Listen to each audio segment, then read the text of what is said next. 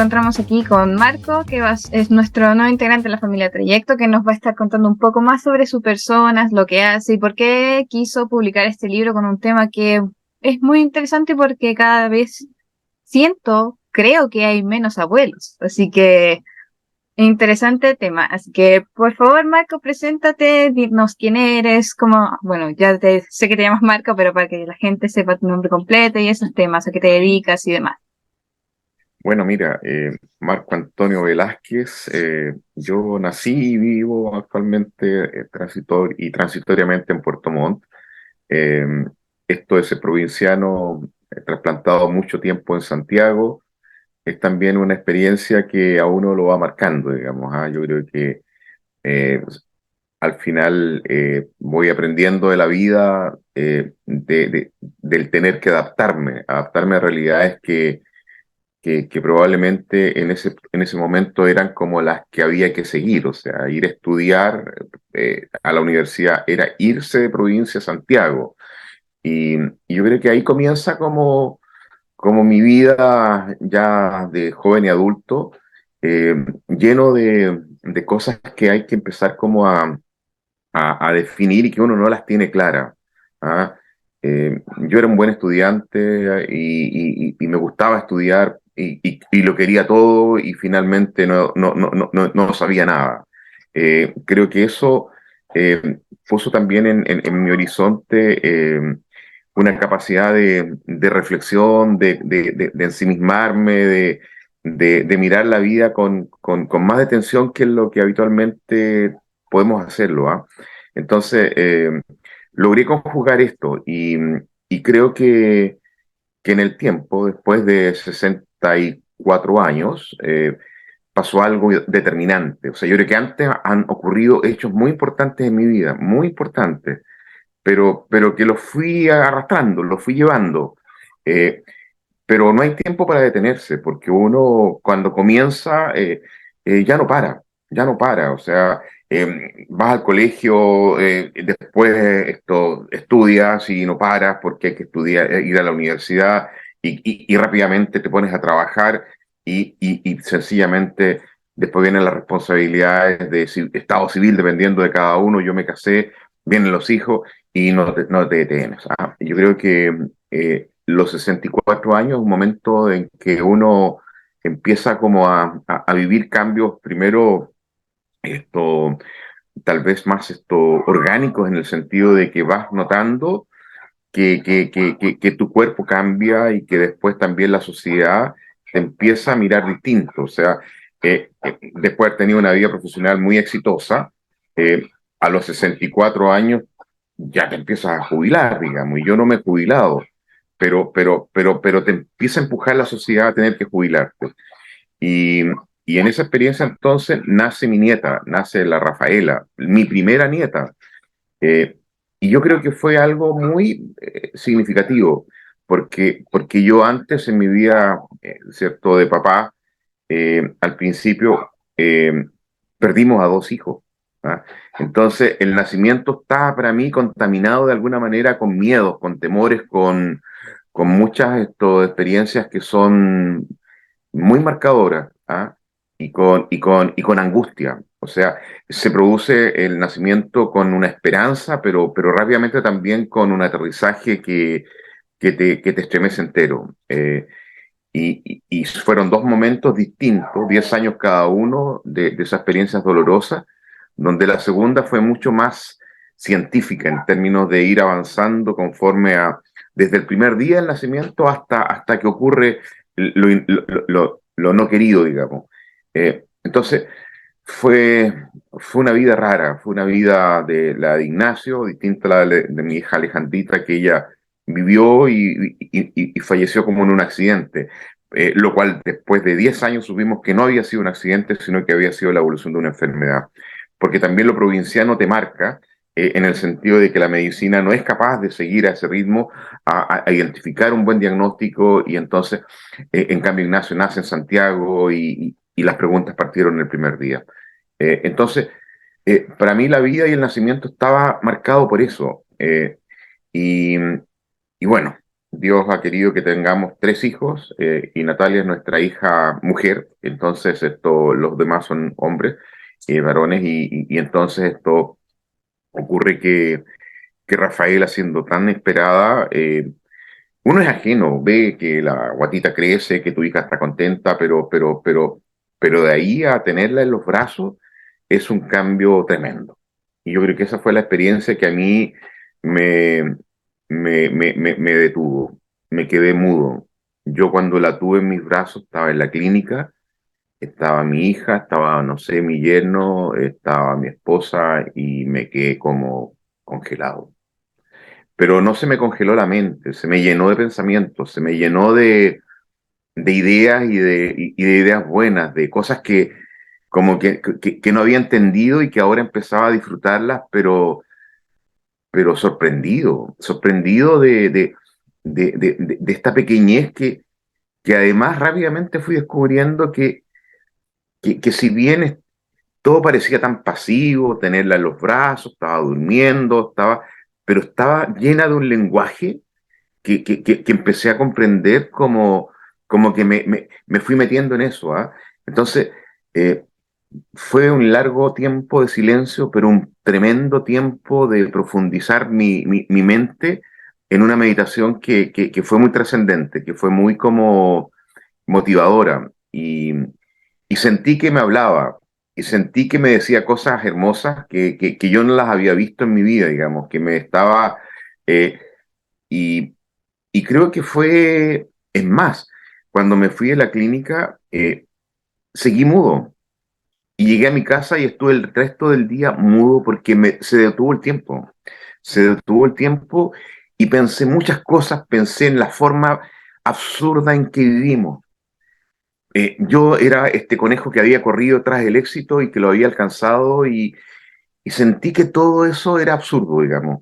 Sentí que me había farreado la vida en una competencia que nadie me metió, que yo me metí y que sencillamente hoy día se venía eh, no sé, como al suelo, pero en un sentido de decir un poco más positivo, eh, esto de hoy día sí que vale la pena.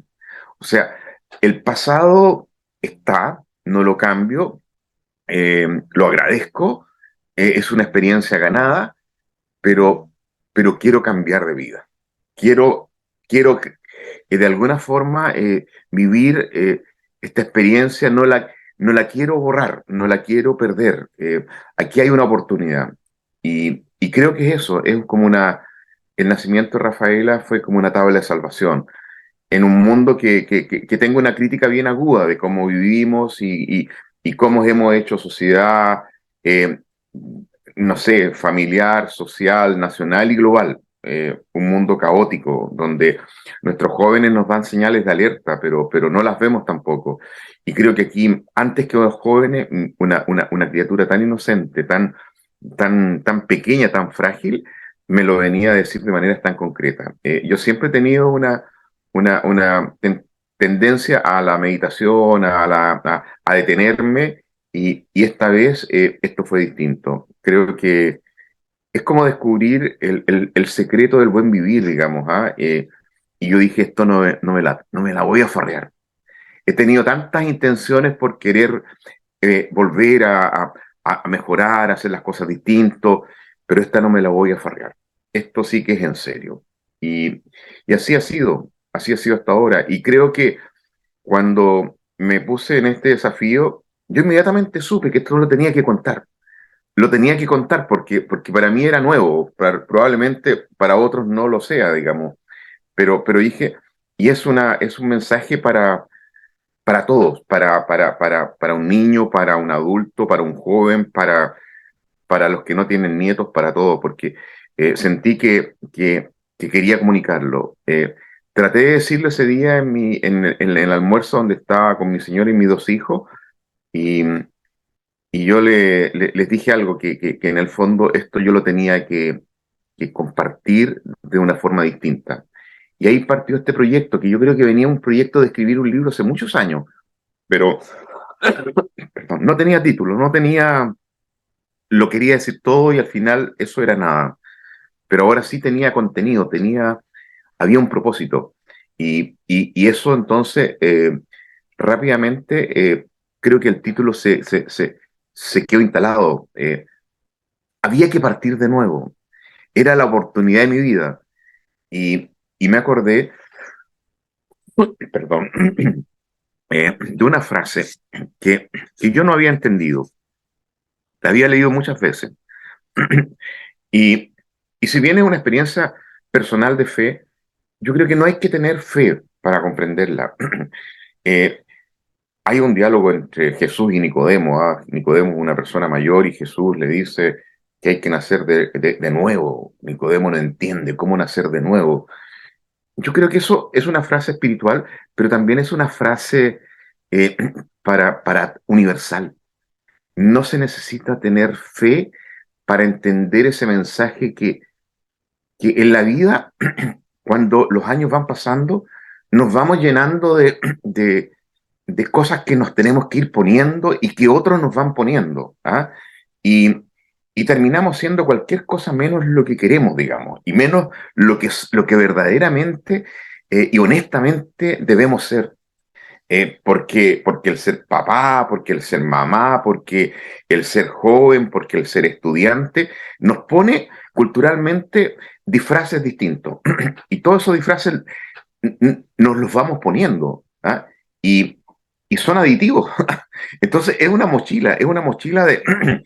Yo creo que somos como un equeco, que termina convertido en algo que, que, que a lo mejor un joven más rebelde es más libre en eso y va votando cosas. Nosotros no votamos y nos vamos poniendo esta cantidad de cosas que finalmente somos un engendro, un engendro y que como no tenemos tiempo, porque la vida es tan rápida, es tan veloz, es tan competitiva, no tenemos tiempo, sino que más que todo cumplir nuestros deberes, nuestras responsabilidades, nuestras metas, etcétera. Y entonces, eh, el tiempo, y si hay tiempo, es un tiempo muy pasivo, es un tiempo pasivo donde la mente se queda en blanco y busco entretención, pero ese tiempo para encontrarse consigo mismo, es un tiempo es un espacio que da pavor, porque es tan caótico que mejor no entrar. Entonces necesito mucha distracción para evadirlo. Y entonces yo creo que esos espacios sí me los daba, yo me los daba, pero no era capaz y no tenía el coraje de ir como tomando decisiones. Y esta vez sí tenía coraje, porque el coraje de esta criatura que había vencido tanta, con todo tan perfecto para llegar a ser desde la nada hasta tener cuerpo, cara, rostro, reacciones, era una maravilla que yo dije, ¿por qué no puedo yo? Yo tengo que poder y en ese poder entonces dije, esta vez quiero comenzar todo de nuevo. Y para mí, comenzar todo de nuevo eh, era como empezar a botar estos disfraces que de alguna forma, caretas, podemos decir, corazas, uno se va poniendo en la vida y que, insisto, son los que tenemos que ir poniéndonos y que parte con el vestuario, ¿ah? O sea, a los 64 años yo comencé mi vida laboral en un banco. ¿Qué cosa más formal que un banco, donde había que llegar vestido de una forma absolutamente establecida, digamos, desde los zapatos hasta el peinado, digamos? ¿Ah? Entonces, esto es algo que culturalmente está impuesto. ¿Ah? Si bien hemos ganado libertad en esto, pero también sigue y persigue. Entonces, yo dije, debo empezar a votar. ¿Ah? Y eso fue lo que esta cosita pequeña que hoy día tiene 1 año y 4 meses, me ha impulsado, porque también es un proceso lento. Y, y entonces, detrás de eso, ¿qué es lo que hay? Digo yo, es la experiencia genuina de ser feliz. Se puede ser feliz. Lo que pasa es que cuando contaminamos la vida con tantos cumplimientos, donde cumplo y miento, entonces creo que vamos haciendo una vida un tanto a gusto de cualquiera menos de uno. ¿Ah? Y entonces yo pienso que verdaderamente yo pude experimentar en mis brazos la plenitud y la oportunidad de ser feliz. Y dije, esto lo quiero perpetuar. Y no importa que llueve o que truene, pero a mí nadie me va a arrebatar esta sensación que hoy día es primera, pero la quiero perpetuar. Y, y creo que eso se fue, de alguna manera, ese fue el elemento fundante.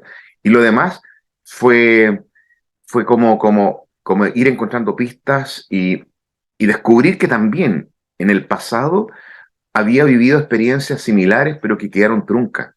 Y entonces fue recuperar eso, la memoria de aquellos momentos en que algo de esto había ocurrido, pero que no había tenido la perseverancia. Entonces, esta vez el propósito sí que tenía el componente de perseverar. ¿Ah? Y ahí me puse en una divagación loca del tiempo. ¿Ah? Y el tiempo se cruzó como un elemento súper importante, donde está el pasado, el presente y el futuro. Y yo digo, en esta trilogía, en esta verdadera trinidad eh, de la dimensión física del tiempo, fui descubriendo que la tarea de ser feliz eh, pasa por encontrar una respuesta a esta trinidad del pasado que está lleno de nostalgia y también de tristezas y de recuerdos, y de un futuro que está lleno de ilusiones. ¿Ah? Entonces, en esa polaridad, eh, es esto, yo diría que lo que llena ese vacío es una ansiedad que nos hace daño, que, que nos impide, esto nos impide ser feliz, porque, porque cuando hay nostalgias, queremos replicar algo que es imposible. Cuando hay dolores, queremos sanar algo que nos deja pegado como una cosa, que nos detiene. Y ese ideal que nunca llega es como tortuoso. Y yo dije, como que empecé a descubrir que esta Trinidad tenía una solución, era perpetuar el presente. O sea, ese presente que es como fugaz, que no existe, porque el instante se vuelve pasado con la fragilidad de lo instantáneo, eh, descubrí que no, eso depende de uno.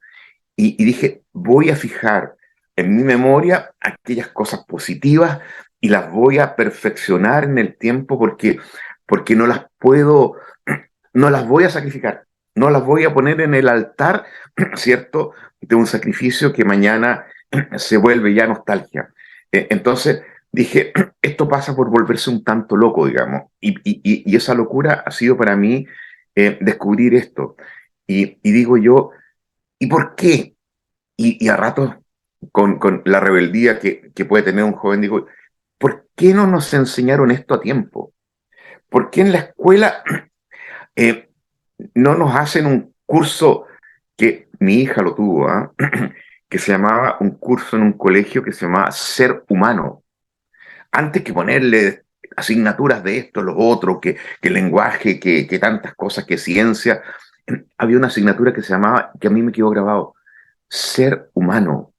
Y ser humano es una tarea, y es una tarea cotidiana, y que ojalá no la perdamos de vista, porque hay que tomársela en serio. Y yo dije, voy a entrar en este curso de ser humano, y por lo tanto, ser humano es un gerundio, se va haciendo, no es estático, no es eh, nací y me hice humano, sino que necesito ir perfeccionando esa potencialidad que me lleva a ser cada vez más humano. Y creo que eso pasa por darle, ya no tan, yo sigo siempre de tendencia científico-humanista, pero más científico. Entonces, darle sentido a lo simple, a los sentimientos, a las emociones, a los instintos. Entonces, lo espiritual empieza a tener sentido por ahí, porque necesitamos darle cabida a esas cosas que son muy primarias, ¿ah? Pero que es donde se arraiga y donde se fundamenta todo lo que vamos haciendo y construyendo en el día a día. Entonces, yo dije, lo cotidiano, que puede ser una rutina, yo también tengo que recrearlo y darle sentido. Y creo que en eso el crecimiento de Rafaela fue para mí, ya empezando a crecer, fue esa locura de empezar a explorar un mundo nuevo. Es yo quien tiene que adaptarse a ella. Y, y ella tiene un lenguaje, pero para comprenderla, comprender ese lenguaje, el que tiene que adaptar sus sentidos es uno. Entonces, uno dice, claro, me boto al suelo, pero es un elemento. Yo creo que es mucho más que eso. Es adaptar todos los sentidos a que yo pueda establecer un código de comunicación con ella. Y así lo fuimos estableciendo. Entonces, yo creo que si hay alguien que logró establecer un código de comunicación con, con, con, con, con, con ruidos, con caras, con apariciones así, con cosas muy simples, fuimos los dos, digamos, y ella me fue ayudando. Y ella ha sido quien fue provocando este proceso de transformación en mí, que hasta ahora yo voy descubriendo que es más profundo, porque cuando le puse este título, Todo de nuevo por mi nieta, yo pensé que eran ciertas cosas, pero voy descubriendo que es más profundo. Eh, es muy radical. Entonces, me acordé de esta frase que uno también se le atribuye a Borges, y no es de Borges, es de un humorista norteamericano, digamos, que en el año 50 dice, si volvieran a nacer, haría más locuras de alguna forma, ¿ah? Y creo que la vida tiene que ver con eso. Entonces, más grados de libertad, volver a hacer eh, lo que tus impulsos te van diciendo, ¿ah? Y creo que ahí también voy descubriendo una cuestión que a mí me tiene bien todavía detenido, porque yo digo, esta pureza que tuve en mis brazos, había hecho unos cursos de talleres, ¿ah? Que de alguna forma me habían hecho descubrir y tomar conciencia que la vida es como un río de vida, ¿ah? Nace en la cordillera cuando se derrite la nieve, es pureza absoluta. Esa agua es pureza absoluta de donde uno eh, esto descubre que al bajar de la cordillera, ¿cierto? Va arrastrando, cuando abandona la nieve, va llevando, ¿cierto? Trozos de piedra, y más abajo, en la medida que va llegando a la tierra, se va enturbiando, y el agua es pura y cristalina, llega al final del océano contaminada. Y entonces yo digo, este río de vida, ¿en qué parte nosotros, los seres humanos, lo contaminamos? Y para mí ese es el elemento que me queda como tarea. ¿Cómo perpetuar que esa pureza se mantenga? Porque nuestros actos están hechos de elementos positivos y elementos negativos, ¿ah? Donde está el arrepentimiento y todas esas cosas que después a uno le bajan, y las culpas, pero en el fondo dice, ¿en qué momento rompemos este cántaro que de tanto llevarlo, ¿cierto?, al río se triza y se rompe? Entonces yo digo, quiero perpetuar esa pureza que nace y que finalmente creo que culturalmente, como personas, individualmente y también como sociedad, tenemos una tarea. ¿Cómo hacer que eso se mantenga para que sea más cristalino y sacar a tiempo aquellas impurezas que permitan que la vida se llene de cosas buenas, digamos, ¿ah?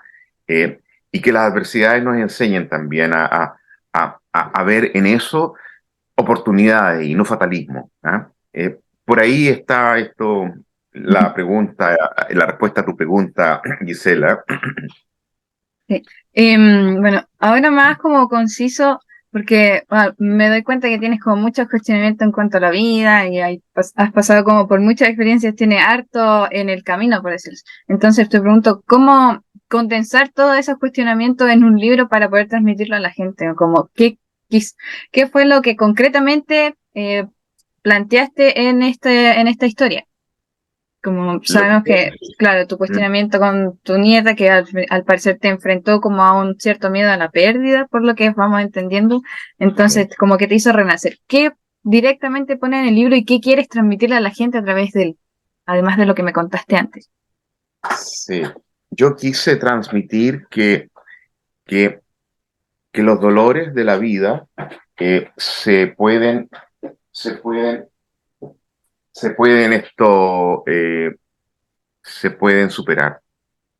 Yo había tenido dos pérdidas, como te dije antes, muy profundas, dos duelos muy intensos. Y, y entonces yo dije, son duelos que de alguna forma eh, fueron superados. ¿Ah?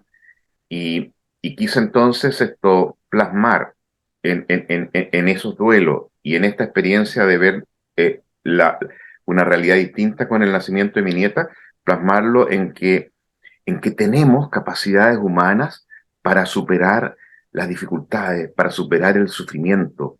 Y entonces yo dije, ¿por qué me voy a guardar esto? No, porque quiero compartirlo. Y decidí entonces compartir mi experiencia de enfrentar, ¿cierto? El sufrimiento, el dolor, hacer duelo y ponerme hitos, digamos, y también ir marcando hechos que me permitieran ir tomando confianza progresiva de que los seres humanos estamos dotados y que tenemos capacidades para superar adversidades muy profundas. Y que entonces, eh, incluso en eso, llegan momentos de regalo que son inesperados, como por ejemplo el nacimiento de mi hija, de mi nieta, digamos. Entonces creo que eso es lo que yo quise plasmar en este libro. Y creo que por eso pongo como algunos hitos que van en esa dirección. Primero, mis deberes, mis cumplimientos. Segundo, relato estos dos momentos de duelo, pero ahí surgen pistas muy prácticas y que son muy sencillas, pero que yo me lo tomé en serio y dije, no me va a vencer la muerte, no me va a vencer el infortunio. Y a partir de eso, creo que logré y logramos con mi esposa superar el dolor y recuperar el sentido de la vida. Creo que ese es el elemento clave. Y desde allí, entonces uno dice, sí, pero eso, cuando uno pone su empeño, después los regalos nacen como por añadidura. Y creo que Rafaela es parte de ese regalo que de alguna forma eh, también está descrito en él. Y ese es como el ensamblaje del libro. ¿Ah?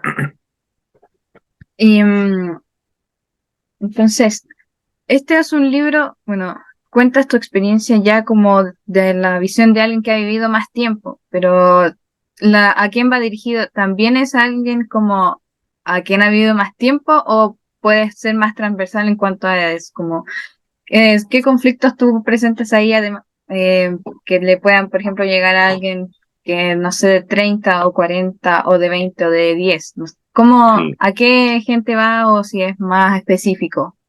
voy en busca de mi cargador que se me está agotando la batería. Sí, por eso estoy trasladándome. Mira, yo creo que lo que yo cuento en el libro son experiencias vividas a los 30 años.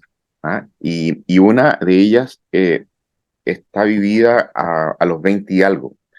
Entonces creo que el mensaje tiene también un mensaje a los jóvenes, que yo tengo tres hijos, digamos, y a ellos se los he dicho muchas veces, o sea, no te puede detener un sufrimiento, una frustración, una pérdida amorosa, un desarraigo, o sea, hay capacidades en el ser humano que son muy potentes y que a lo mejor requieren alguna brújula, ¿ah? Alguna brújula como para decir por dónde me voy, para encontrar y recuperar el sentido y la alegría de vivir. Creo que eso es lo que hace que el destinatario sea universal. No es solamente un abuelo. Esa es una parte del libro. La otra parte tiene que ver con con una ayuda, y creo que en ese sentido también le quise dar una dimensión de servicio, una ayuda, una dimensión de servicio para superar momentos que son difíciles. Y por eso mismo recogí la experiencia de acompañar muchas situaciones dolorosas, de cosas bien tristes, digamos, de mucha gente, porque lo que yo viví en un momento dado también fue un momento acompañado con rostros humanos. Entonces, si uno cree en Dios, eh, estupendo. Y si no cree en Dios, Dios también nos pone a las personas. Entonces yo digo, para mí esto de buscar milagros, eh, Dios no es un mago, y aquí es mi dimensión de la fe. Eh, Dios nos dice, háganlo ustedes. ¿Ah? Amigos, compañeros, pareja, son personas las que aparecen en nuestro camino y tenemos la oportunidad de brindar un hombro, pasar un pañuelo, brindar una mano, acompañar con tiempo. Y eso creo que al final hace que incluso uno dice, de los momentos a veces dolorosos, se guardan tremendos recuerdos. Yo tuve COVID, digamos, y estuve en la UCI, y tengo un recuerdo maravilloso porque nunca me sentí tan amado como tanto mensaje que recibí de apoyo. Entonces, yo digo, estos recursos están disponibles, no está en el libro eso, pero lo digo, tiene que ver con eso. O sea, mi lenguaje o lo que yo quiero decir es universal. Creo que a veces es más fácil dejarnos abatir. Los jóvenes creo que tienen este desafío tremendo. La gracia de vivir es esa. Es decir, mira, yo tengo una brújula, encontré una. No es la brújula de la fe, es la brújula del sentido.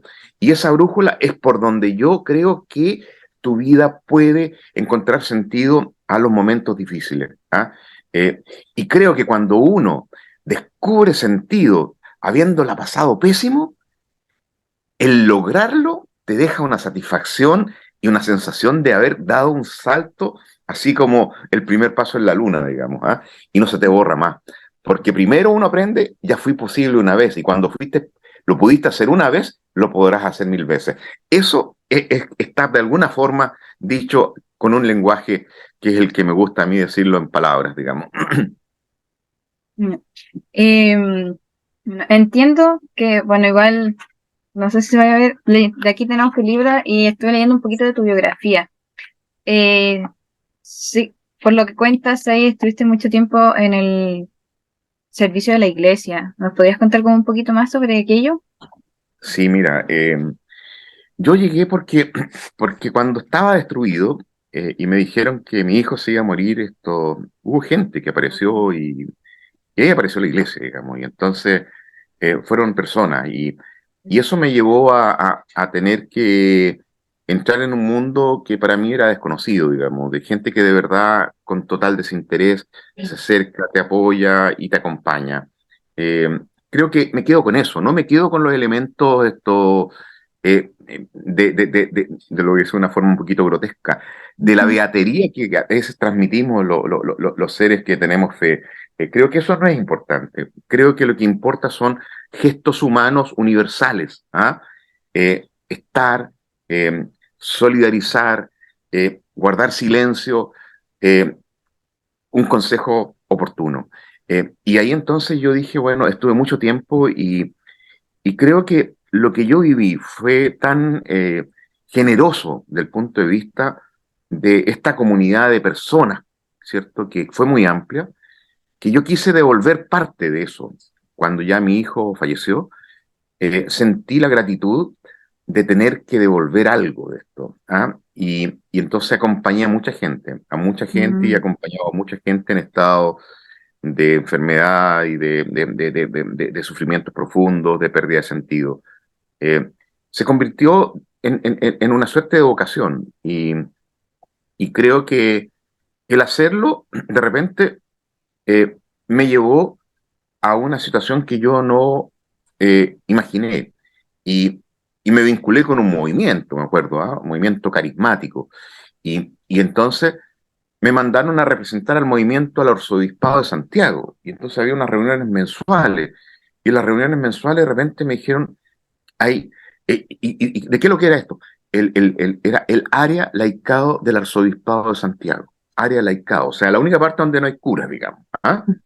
Y entonces, eh, y me dicen, nosotros queremos elegirte como el coordinador general del área laicado del arzobispado de Santiago. Y yo dije sí. Estaba el cardenal Oviedo, después me tocó trabajar con el cardenal Errázuriz y algo con el cardenal Esar. Fueron 20 años, ¿ah? Y conocí el lado amable, el lado hermoso y el lado positivo, digamos, de la iglesia. Pero vino el año 2010 y cuando yo escuché a James Hamilton en TVN, y estaba trabajando intensamente en la iglesia, estaba trabajando en mi parroquia, y escuché a James Hamilton, se me vino abajo el mundo y yo dije, aquí yo no puedo seguir. Y, y fui a hablar con las personas que trabajaba y les dije, yo me voy a tomar un tiempo sabático, no un año. Y creo que me tomé muchos años sabáticos porque dije, no puedo seguir trabajando en una institución que ha amparado este tipo de cosas. Y, y tomé una distancia sin perder la fe, porque dije yo, no puedo volver si no tengo resuelto en mi conciencia mi lugar en esta institución de la cual soy parte, porque también me sentí corresponsable de esto, porque el, el, el tener que ir donde comprender mal, y aquí creo que hay que hacerse un mea culpa entero, digamos, o sea, que la iglesia y que la gente haya caído en tener que ir, a, lo voy a decir, esto se lo dije muchas veces a obispos y cardenales, digamos, ¿ah? Y una vez lo escribí el Papa también, de pedir permiso para pecar, digamos, ¿ah? Una persona casada, qué sé yo, y lo demás, o lo que sea su vida, sea casado o no, pedí como para que el cura me dé permiso porque, y entonces después me confieso. Para mí esto no era un engaño y una falacia muy fabricada, muy estructurada. Y yo dije, no, aquí hay una falta. No es ni el cura, ni el obispo, ni el cardenal, ni el papa el que dicta la conciencia y la actuación de las personas. Esto nace del corazón humano y por lo tanto hay que recuperar ese espacio. Y creo que ahí entonces yo hice un proceso de maduración personal que tiene que ver con que yo no tengo que pedir permiso, yo actúo, pero para actuar sí necesito estar, haber meditado, haber ¿cierto? Consultado al menos a ese espacio interno que todos tenemos, sea cristiano o no, digamos, tenemos la conciencia que algo nos dice, nos orienta. Y para mí eso es importante. Y lo demás serán cosas que yo no tendré por qué explicarle a nadie, ¿te fijas? Ujú. Y creo que ese es mi vínculo con la iglesia y hoy día he recreado ese vínculo, pero con este elemento. ¿Ah? Eh, Creo que todavía hay mucho de este infantilismo laical que va y que anda como endiosando a quienes no debemos endiosar. Ya sabemos que los curas tienen defectos. Los idealizamos por mucho tiempo. Fue fatal idealizarlos. Que hay que volver a humanizarlos completamente. O sea, no son ni más ni menos que lo que no somos nosotros. Basta mirarse al espejo para saber quiénes son también los otros. Creo que esa es mi relación con la iglesia y creo que hoy día hay mucha tarea. Y aquí tenemos un problema, las religiones. Las religiones se apropiaron de códigos, ¿ah? ¿Cierto? Códigos que de alguna forma lo principal no lo enseñaron. La misión final de las religiones es hacer feliz a sus fieles, digamos. Y eso es más simple. Creo que pasa por, por mostrar una realidad distinta a la que hemos puesto demasiado empeño en desviar y desfigurar la imagen y semejanza de Dios. Creo que yo prefiero quedarme con la imagen de mi nieta, que es la perfecta imagen y semejanza de Dios, que en el camino hay que tratar de perpetuarla, a que me vengan a decir lo que tengo que hacer, no hacer y lo demás. Como digo yo, los mandamientos mando y miento, los cumplimientos cumplo y miento. Y las religiones todas tenemos mucho de eso y hay que abandonarlo. Ese es mi vínculo con la iglesia. Entiendo. Bueno, a través de la que me ibas contando, igual ya es como me has respondido todas las preguntas que tenía sin necesidad de hacerlas, que eran básicamente como qué te había inspirado, cómo habías llegado a esto, cómo fue el proceso, pero como ya me las respondiste, la verdad es que no tengo más preguntas que hacerte y no sé si quieras como contar algo extra que quieras que la gente sepa, si no podemos terminar la entrevista hasta aquí y continuar con nuestro día y luego ya Sí, nos veremos más adelante. gracias, Giselle. Mira, este fue el primer libro y es un libro corto porque dije, quiero despertar el interés nomás, pero ya estoy trabajando en el segundo y el segundo eh, es más agudo, es más intenso y va a ser más largo. Abarca más espacios de mi vida, pero es como un ensamblaje, es como la segunda parte de esto. Este fue como la introducción. Eh, y después viene otro que va a ser más incisivo, que tiene que ver con la inserción de un cristiano en el mundo del trabajo, que yo creo que ahí hay todo un tema, tremendo tema. El mundo del trabajo está Mm, lleno de experiencias ingratas y donde la pasividad del cristiano es horrorosa. O sea, yo creo que si yo me pongo el apellido de cristiano tengo consecuencias, si no, no me lo pongo. Si no, me lo pongo. O sea, creo que el cristiano está llamado, ¿cierto?, justamente a hacer esto una tarea mucho más fecunda de la que hasta ahora no hemos visto.